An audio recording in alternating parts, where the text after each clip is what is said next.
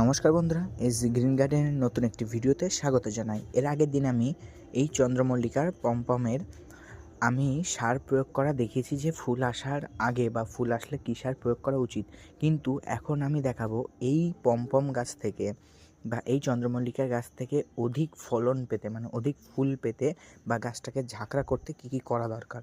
তো দেখুন, একটাতে আমার ফুলের কালার বোঝা যাচ্ছে যে বেগুনি কালার হয়ে গেছে, আর একটাই শুধু কড়ি রয়েছে।